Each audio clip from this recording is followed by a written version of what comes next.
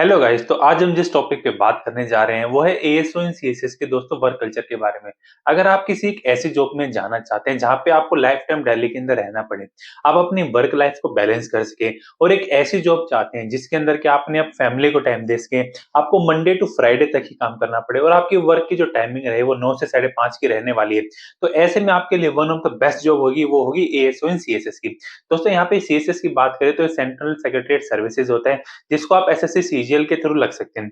इसके अंदर अगर पे स्केल की बात करें तो इसका आप स्टार्टिंग में 4600 पे स्केल पे आप लगने वाले हैं, जिसका आप बाद में अगर आप प्रमोशन की बात करें, अगर आप एग्जाम देने के बाद टाइमली प्रमोशन से हो जाते हो तो अप टू जेएस लेवल तक पहुंच सकते हैं। अगर उसके अलावा बात करें तो नाना करके भी आप डीएस या डायरेक्टर लेवल तक पहुंच सकते हैं, जो कि दोस्तों एक 7600 लेवल का पे स्केल होता है, जो कि काफी अच्छा माना जाता है ये किसी भी गवर्नमेंट जॉब के लिए। यहाँ पे आपकी सैलरी डिसेंट रहने वाली है, आप एक वेल रेप्यूटेड जॉब पे लगने वाले हैं। और इसके साथ साथ अगर आप अपनी फैमिली को टाइम देना चाहते हैं या इसके अलावा अगर आप चाहें तो यूपीएससी या स्टेट सिविल सर्विसेज की तैयारी करना चाहते हैं, तो ऐसे में आपके लिए एक बेस्ट जॉब हो जाती है। दोस्तों अगर इसी के बारे में हम बात करें तो जो हरियाणा सिविल सर्विसेज का है, जो कि लास्ट टाइम आपका पेपर देखने को मिला था, उसमें जो टॉपर रहे थे उन्होंने भी क्या सीएसएस से अपनी जॉब ले रखी थी। उसके बाद उन्होंने अपनी तैयारी करी और हरियाणा सिविल को टॉप करके उन्होंने अपनी मनपसंद जॉब ले ली है और आज वो दोस्तों एक एसडीएम बन चुके हैं। तो ऐसे में आप देख सकते हैं कि आपको एक अच्छा खासा टाइम मिल सकता है अगर आपकी सही सेक्शन में पोस्टिंग हो जाती है।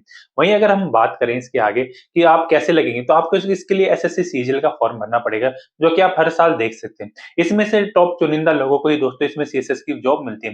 आपके वो प्रेफरेंस के ऊपर डिपेंड करता है, अगर आप चाहते हैं कि अगर आप एक्साइज इंस्पेक्टर बनना चाहते हैं या कि प्रिवेंटिव ऑफिसर बनना चाहते हैं या कस्टम में लगना चाहते हैं, तो ऐसे में आपको ऑल ओवर इंडिया जॉब देखने को मिलती है। लेकिन वहीं अगर हम बात करें जो सीएसएस रहती है, वहां पे आपको लाइफ टाइम दिल्ली के अंदर देखने को मिलने वाला है। अगर हम इसके अंदर बात करें तो आपको अलग अलग मिनिस्ट्रीज में काम करने का मौका मिलने वाला है। दोस्तों अगर मैं अपनी बात करूं तो मैं एसएससी सीजीएल 2018 के थ्रू सीएसएस में लगा था और प्रेजेंटली 2.5 साल से क्या है मैं मिनिस्ट्री ऑफ एजुकेशन में पोस्टेड हूं। अगर आपका रोटेशनल ट्रांसफर की बात करें तो आपका हर 7 से 8 साल में क्या है आपको रोटेशनल ट्रांसफर देखने को मिलता है, जिसमें आप क्या करेंगे किसी दूसरी मिनिस्टर में ट्रांसफर कर दिए जाएंगे। तो ऐसे में आपको अपनी लाइफ के अंदर 4 से 5 मिनिस्ट्रीज का वर्क एक्सपीरियंस देखने को मिल जाएगा, जिसके अंदर आप मिनिस्ट्री ऑफ एजुकेशन देख सकते हो, मिनिस्ट्री ऑफ डिफेंस देख सकते हो, इसके अलावा मिनिस्ट्री ऑफ कोल देख सकते हो, रोड ट्रांसपोर्ट, ऐसी बहुत सारी मिनिस्ट्रीज हैं जो कि सीएसएस के दायरे में आते हैं। अगर हम इसके कैडर स्ट्रेंथ की बात करें तो डीओपीटी इस चीज को मेंटेन करती है। दोस्तों मेरी ये वीडियो देखने के बाद आप लोगों के जितने भी डाउट हो सकते हैं एएसओ इन सीएसएस से रिलेटेड, वो सारे क्लियर हो जाएंगे। तो इसकी पूरी जानकारी को जानने के लिए इस वीडियो को एंड तक देखिएगा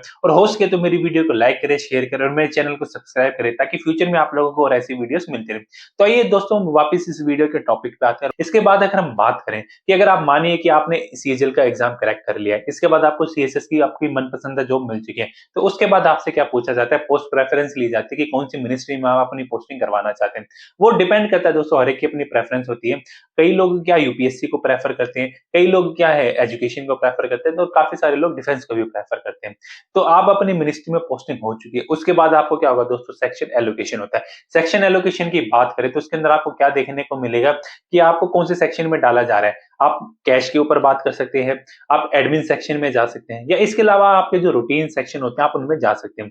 जो आप कैश सेक्शन की बात करें तो उसके अंदर आपको क्या है, जितने भी आपके बिल्स रिलेटेड इंफॉर्मेशन होती है वैसे काम करने पड़ेंगे।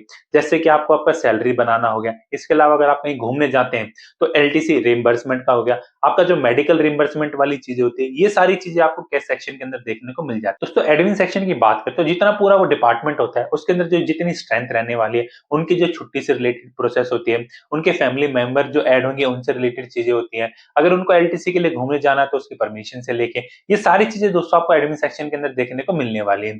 अगर वहीं हम बात करें आगे, अगर आप रूटीन सेक्शन में चले जाते हैं तो आपको अलग अलग डिफरेंट सेक्शन देखने को मिलते हैं। अगर मैं अपनी प्रेजेंट पोस्टिंग की बात करूं तो मैं डिजिटल एजुकेशन सेक्शन में पोस्टेड हूं।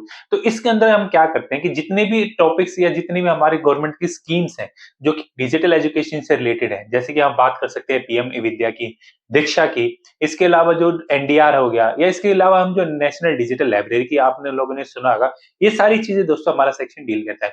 तो इसके अंदर जो भी प्रोसेसिंग आपको देखने को मिलने वाली है, जैसे कि इसके अंदर कोई भी फाइल वर्क वाला आता है, कोई भी लेटर रिलेटेड इंफॉर्मेशन होती है, कैसे ये कमेटियां बनेंगी, कमेटी बनेंगी तो कमेटी का क्या काम रहेगा, कमेटी आपको और क्या रिकमेंडेशन देंगी, रिकमेंडेशन को कैसे हमें फाइल वर्क में उतारना है, फाइल वर्क में उतारने के बाद जो बजट से रिलेटेड इंफॉर्मेशन होती है, जो हम एनसीईआरटी को जो हम अपना काम दे रहे हैं उससे रिलेटेड जो इनका बजट होता है, ये सारी चीजें हमें देखने को मिलने वाली होती है। इसके अलावा दोस्तों आप लोगों के साथ क्या होगा कि आपको डिफरेंट डिफरेंट स्टेट से भी डील करना पड़ सकता है। तो जिस भी मिनिस्ट्री में आप रहेंगे तो उस मिनिस्ट्री से रिलेटेड जो गवर्नमेंट की स्कीम है, वहां पे वो स्टेट के लिए कितना फंड एलोकेट करती है, उससे रिलेटेड आपको काम करना पड़ेगा। तो वहां पे आपके पास क्या होगा, जो पर्टिकुलर स्टेट होगी वो आपके पास रिक्वेस्ट भेजेगी कि उनको इतना बजट चाहिए। बजट अप्रूव हो जाएगा तो उसके बाद का बजट जो उनका आप अप्रूव करना है, ये सारी चीजें आपको जो होता है आप इसमें देखने को मिलने वाली है। तो दोस्तों ये तो हो गया मोटा मोटा काम। इसके अलावा आपको जो आरटीआई रिलेटेड मैटर्स होते हैं वो सारी चीजें आपको करनी पड़ती है। जो भी आपका सेक्शन डील कर रहा है उससे रिलेटेड जितनी भी आरटीआईज रहेंगे उन सबको आपको ही डिस्पोज ऑफ करना पड़ेगा। इसके साथ साथ बात करें तो आपने देखा होगा कि हमारे डिफरेंट पार्लियामेंट सेशन चलते हैं, चाहे वो मानसून सेशन की बात करें, चाहे विंटर सेशन की बात करें, चाहे बजट सेशन की बात करें।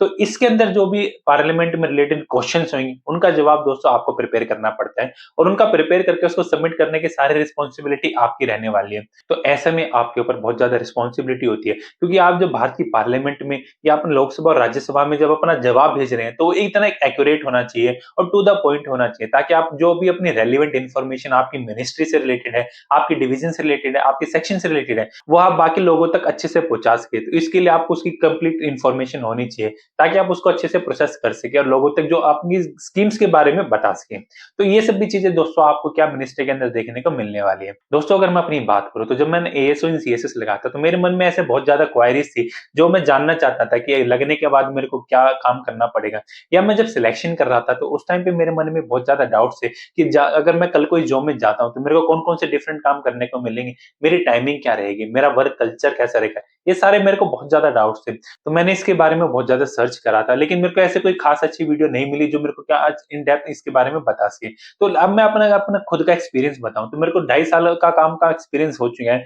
तो मैंने भी अच्छे से वो सारी चीजें देख ली हैं कि जो जो आपका काम हो सकता है किसी भी एक मिनिस्ट्री में जाने के बाद। तो इसलिए मैं आप लोगों तक इन्फॉर्मेशन पहुंचाना चाहता हूं कि कल को अगर आप as an ASO in CSS लगना चाहते हैं या प्लानिंग कर रहे हैं या लगने वाले हैं, आप या आपका सिलेक्शन हो चुका है लेकिन आप वहां पर क्या आपका ज्वाइनिंग का वेट कर रहे हैं, तो मे बी आप लोगों के लिए वीडियो हेल्प है। वहीं अगर हम बात करें दोस्तों तो इसके अंदर आपको क्या 2 साल की ट्रेनिंग भी देखने को मिलती है।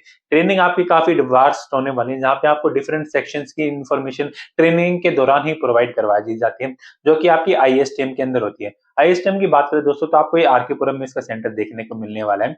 वहीं अगर हम बात करें तो इसके अंदर आपको एक भारत दर्शन वाली स्कीम भी देखने को मिलती है। आप में से काफी सारे लोगों ने सुना होगा कि यूपीएससी क्रैक करने के बाद क्या जो आईएएस वगैरह लगते हैं उनको क्या पूरी ऑल ओवर इंडिया का भारत दर्शन करने को देखने को मिलता है। ऐसा ही कुछ आपको अगर हम बात करें तो as an ASO in CSS में भी देखने को मिलने वाला है। मैं अपनी खुद बात करूं तो मेरा जो भारत दर्शन का वो रहा था उसमें यूपी और एमपी मेरे को घूमने को मिला था, जिसके अंदर मेरे को डिफरेंट विलेजेस के अंदर घूमने को मिला था। वहां पे क्या वर्क कंडीशन रह रही है, क्या क्या लोगों को प्रॉब्लम का सामना करना पड़ रहा है, कैसे जो हमारी गवर्नमेंट की स्कीम है लोगों तक पहुंच पा रही है, ये सारी चीजें हमने पहले भी देखी थी। तो ऐसे आपको एक गोल्डन अपॉर्चुनिटी भी देखने को मिलने वाली है, जिसका सारा खर्चा दोस्तों गवर्नमेंट की तरफ से उठाया जाता है। मैं अपना एक्सपीरियंस की बात करूं तो एक बहुत ही ज्यादा फैंटास्टिक एक्सपीरियंस रहा था भारत दर्शन को लेके, या आपने जो विलेज अटैचमेंट वाली चीजें करी थी उनसे लेके। तो अगर आप इस जॉब के लिए जाना चाहते हैं और इन सारी चीजों का एक्सपीरियंस करना चाहते हैं तो मेरे ख्याल से आप लोगों के लिए एक बेस्ट जॉब हो सकती है। दोस्तों ये था मेरा इस पूरी वीडियो को लेके मेरा मोटा मोटा रिव्यू। तो आपके लिए जो पर्क्स रहने वाले उसमें सबसे बड़ा पर्क ये है कि आपको लाइफ टाइम दिल्ली के अंदर रहने वाला है।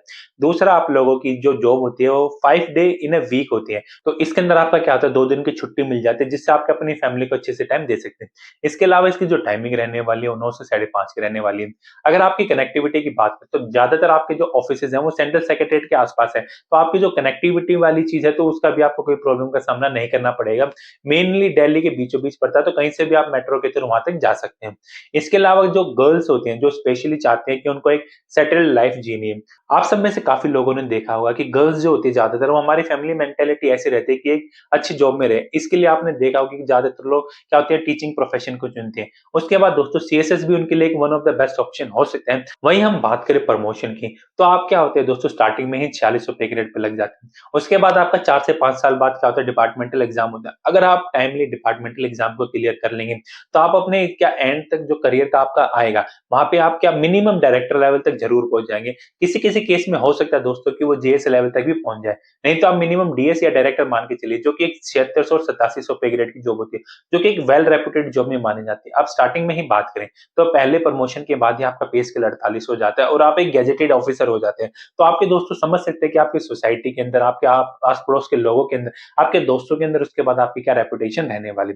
ये तो दोस्तों बात होगी इस जॉब के कुछ गुड पॉइंट्स की। वहीं दोस्तों अगर ये बात करें कुछ डीमेरिट की जो आपको इस जॉब के साथ देखने को मिल सकती है, तो आप लोगों में से जो लोग ऐसे हैं जिनको क्या है अपनी लाइफ में एडवेंचर चाहिए और काफ़ी जगह घूमने के लिए चाहिए, तो ऐसे में आपको ये जॉब आपके लिए बेस्ट नहीं रहेगी क्योंकि आपको मेनली रूटीन वर्क ही करना पड़ता है। आपके पास क्या है मेनली वही फाइल वर्क वाला काम रहेगा, वही रूटीन आपके पार्लियामेंट वाली चीज़ें आएँगी जिसके अंदर आपको उनका जवाब बना के देना होगा।